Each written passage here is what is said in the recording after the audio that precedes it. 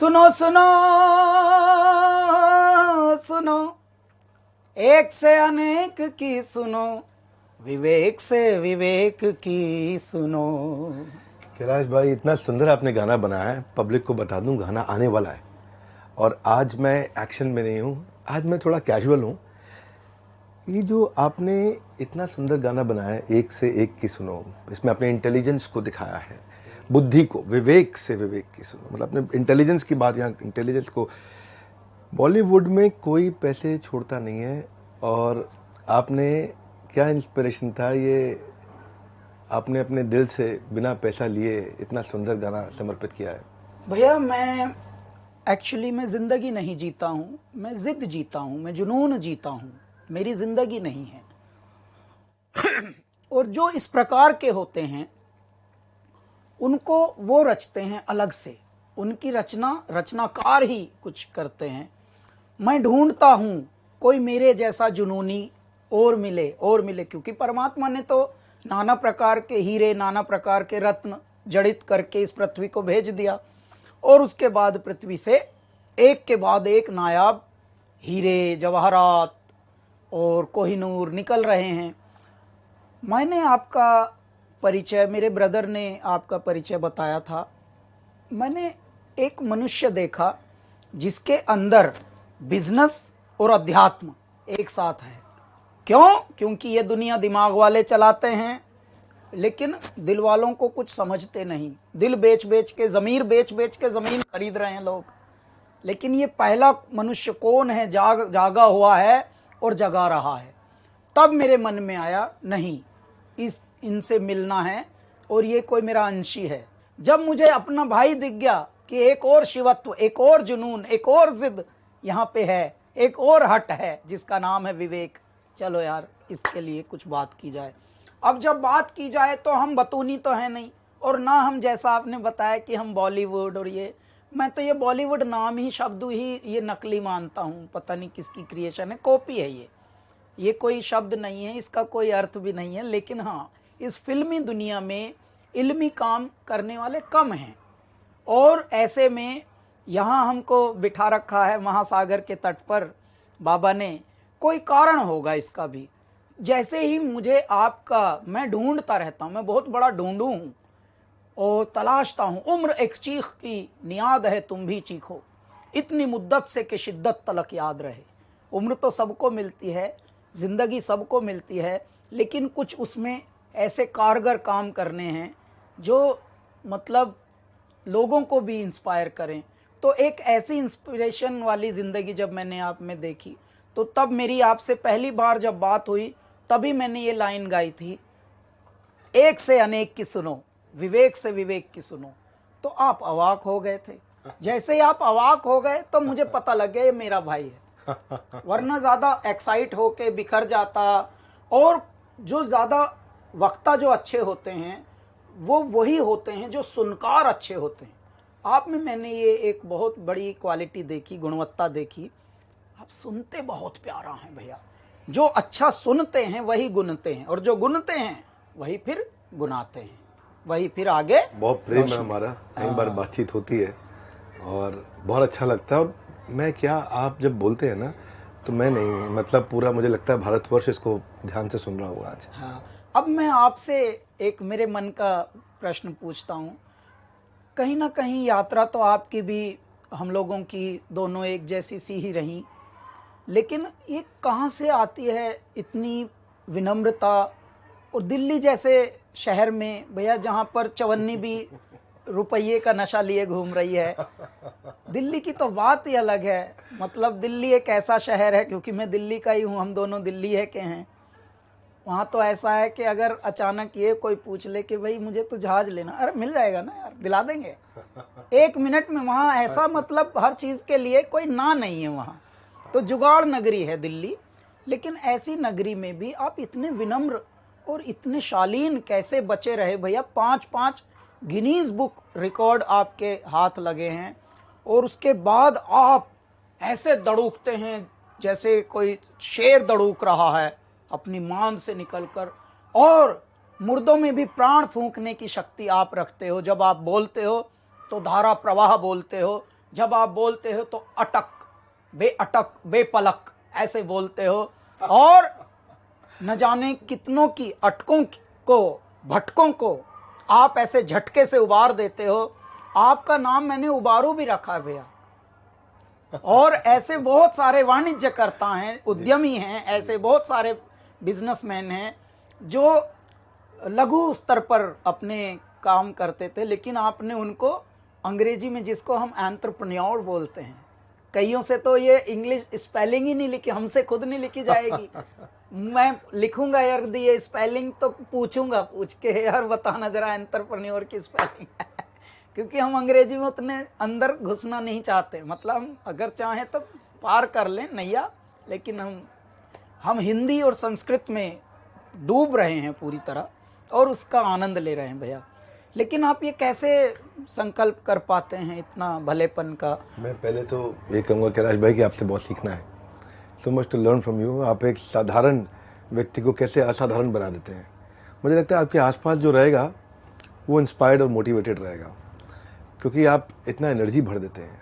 और एक सपना हम लेके चले हैं, एक सपना है जिसको पूरा करना है, और उस सपने में एक चीज़ पे हमने फोकस किया है कि जिस आम आदमी के लिए हम काम कर रहे हैं, उस आम आदमी को अगर एनेबल कर दे, भारत में बहुत शक्ति है, भारतीयों में बहुत शक्ति है, मेरे भाई असीमित शक्ति है। और उस शक्ति में आज फैसिलिटी की कमी है। जब अंग्रेज हमको छोड़ के गए तो हमारी जो जीडीपी थी, वर्ल्ड का कंट्रीब्यूशन उस समय 24% थी। अंग्रेजों के आने से पहले, उनके जाने के बाद 2.5% रह गई, यानी कि 1/10 करके चले गए में वो जी। हमारे यहाँ जो एवरेज एज थी ना, हमारे यहाँ एवरेज एज गिर के 27 रह गई। एक आदमी की एवरेज 27 साल की उम्र तक लोगों का देहांत हो रहा था, मृत्यु हो रही थी, लोगों को पता नहीं है बात ये। हम दुनिया की इकोनॉमी में बहुत बड़े कंट्रीब्यूटर्स थे जो समाप्त हो गए। अगर हमने पहले किया तो आज नहीं कर सकते क्या? वाह क्या बात भैया। तू जो चाह ले अगर, कदमों में तेरे हो शिखर, तू खुद पर यकीन कर। तू खुद पर यकीन कर। तो आप तो यकीन जगा रहे हैं सबका, बस खोया हुआ एक यकीन भी जगा रहे हैं, और साथ में उस यकीन का एक आधार दे रहे हैं उनको, उस ज्ञान का भी, बस कि वो कैसे स्टेप बाय स्टेप कर सके। मेरा भाई, हमने एक ना मॉडल बिल्ड किया, IBC, इंडिपेंडेंट बिजनेस कंसल्टेंट। लोगों को जोड़ते हैं अपने साथ में। किसी को कोई भी स्टार्टअप अगर शुरू करना है, तो मैं आज एक बात सबको मैसेज देता हूँ कि स्टार्टअप शुरू करने से पहले एक बार वो IBC की जानकारी ले और बने थोड़े दिन। उसको हम इतना तराश देते हैं, इतना पीट देते हैं, इतना समझा देते हैं, इतना डांट भी देते हैं जब वो IBC बन जाता है हमारे साथ, इतना ट्रेन कर देते हैं, इतना कभी कभार छील भी देते हैं उसको, और इतना उससे लगा देते हैं कि वो 1 साल के अंदर किसी भी स्टार्टअप को तैयार करने के लिए खड़ा हो जाता है। जरूरी भी है। जिस मिशन को आप लेकर चले हैं, मैंने ये देखा है भैया, जो पहली मैंने एक लाइन दी थी ना कि मुर्दों में भी प्राण फूंक देते हो आप, अब मैं आपके लिए ये गाना गाता हूँ।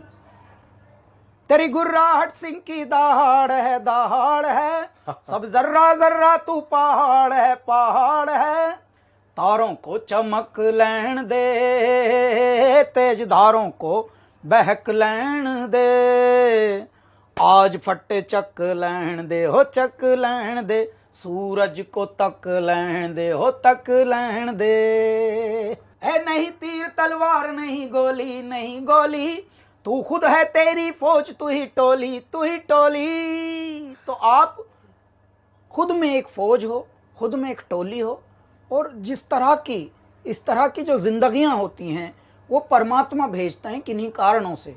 और इसीलिए आपका जन्म, आपका पालन, आपका लालन और आपके अनुभव, ये सब जोड़कर, सब कुछ निचोड़कर तब बनता है विवेक। और बिंद्रा तो फिर बात ऐसी हो जाती है कि वाह भाई, बिंद्रा ही बिंद्रा।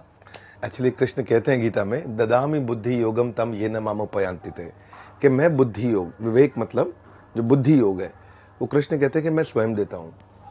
अगर पहले आचार्य चाणक्य हुए, चंद्रगुप्त मौर्य हुए, पहले अगर कृष्ण भी हुए, श्री राम भी हुए, और अखंड भारत भी हुआ है, तो वो तभी हुआ जब उस प्रकार की इंटेलिजेंस थी। तो हमने पहली बार एक कुछ नहीं, इतना सा प्रयास किया है कि हमने भगवद गीता से भी सिखाया कि बिजनेस कैसे किया जा सकता है। वही मैं बोल रहा हूँ, ये यूनिक एलिमेंट भैया आपका पृथ्वी पर, ये मैं कोई ब्रह्मांड में बोल रहा हूँ, ये सिर्फ भारत की बात नहीं है, कि मैं पहली बार किसी मनुष्य को देख रहा हूं जो जगा है और जगा रहा है, और वो भी उस क्षेत्र में जो क्षेत्र कहीं विषय वो था ही नहीं।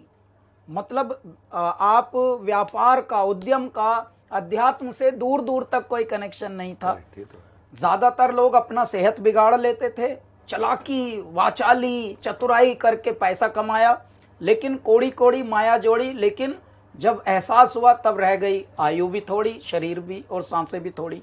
तो भैया क्या फायदा, तूने किसके लिए जोड़ा था ये? आपको पार्टनर बनाएंगे, तब आप मोटिवेशनल स्पीकर लेकिन इतने भैया बढ़िया है। आपने जैसा पकड़ा है लोगों को कि नहीं, बिगाड़ना नहीं है, बिगड़े को सुधारना है, आपने वो करके दिखाया। मुझे बहुत खुशी है। और मैंने ये गाना, क्योंकि कुदरत ने ये गाना बनवाया है हमारा, विवेक से विवेक की सुनो, ऐ मेरे प्यारे सुनने वालों, सुनना ही गुनना है, और जो सुनता है वही सबसे ज़्यादा कनेक्ट कर सकता है इस पृथ्वी पर। देखिए, परमात्मा कभी किसी ने किसी सजे हुए, जैसे हम गहने पहन के देखते हैं बड़े बड़े फिल्मों में, नाटकों में, वैसे कभी आते नहीं परमात्मा। परमात्मा अदृश्य रूप में रहते हैं, हमारे अंदर भी रहते हैं, हमारे इर्द गिर्द भी रहते हैं। लेकिन भैया कुदरतन बात है, परमात्मा कैसे सुन लेते हैं? मौन में सुनते हैं सब कुछ। पद्मासन में ध्यान लगाए मौन है, वीराने में तपता योगी कौन है। नाद न कोई तार, न कोई नाद न कोई तारा, और डमरू कभी कभारा, अधमूंदी आंखों से सब देख रहा संसारा।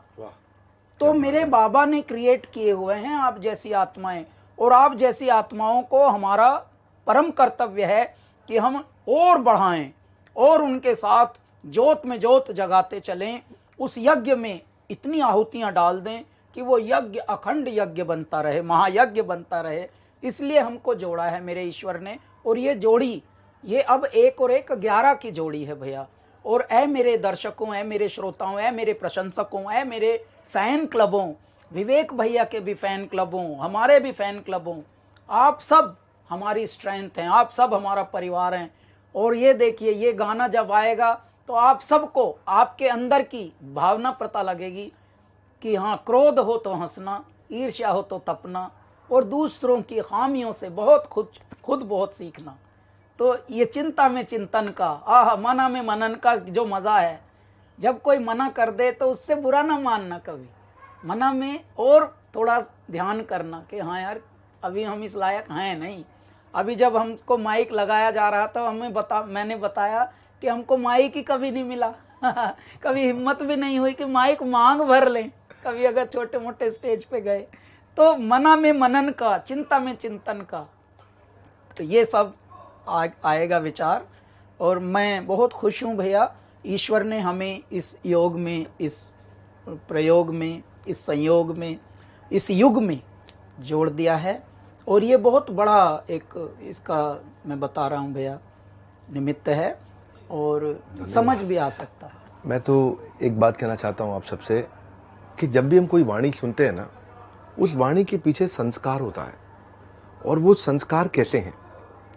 ये जो गाना है, ये इसमें जो सेल्फलेसनेस है, ये लोभ के चलते नहीं बनाया गया है, लालच के चलते नहीं बनाया गया है। ये आपने लोगों को विवेक देने का प्रयास किया है। मैं रिक्वेस्ट करूंगा कि इस गाने को सब लोग सुनिएगा, आने वाला है गाना, बहुत अच्छा है। और इसमें जो सेल्फलेसनेस है वो इम्पैक्ट करती है, क्योंकि जब जेब से निकली बात हो तो जेब तक जाती है, जब वाणी से निकली बात हो तो कान तक जाती है, दिमाग से निकली बात हो तो दिमाग तक जाती है, पर जब दिल से निकली बात हो तो हृदय परिवर्तित कर देती है।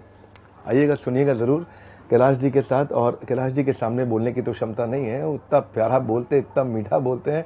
आपने आज इतना उत्साह बढ़ाया, जो आपने इतना गुणगान किया, अगर उसमें से इतना सा आ जाए तो मेरा काम हो जाएगा, मेरा जीवन संपूर्ण हो जाएगा। अगर इतना ज़्यादा नहीं, पर thank you very much. Only effort is, and I really want to appreciate you, कि जो हमारा एफर्ट है वो यही है कि लोगों तक हम पॉजिटिविटी को फैला सकें, उनके अंदर क्रांति ला सकें। छोटा सा message, stay hungry, stay foolish. Steve jobs ने बात कही थी, कई लोगों ने किताब भी लिख दी, भूख होनी चाहिए, स्टे हंग्री। तभी व्यक्ति जब भूख होगी तो सीखेगा। स्टे फुलिश, अपने आप को बहुत बुद्धिमान ना माने, विनम्र बने, अच्छे से बने, तभी वो विवेक प्रवेश करेगा। Stay hungry and stay foolish. इतनी दूर आया हूँ यहाँ रहने के लिए नहीं, और आगे जाने के लिए। आप लोगों के साथ मिलकर और आगे जाएंगे। धन्यवाद कैलाश भाई, आपने इतना उत्साह बढ़ाया आज हमारे चैनल पे आके लोगों का, और लोग वेट करेंगे आपके इस सुंदर से गाने का जो आएगा।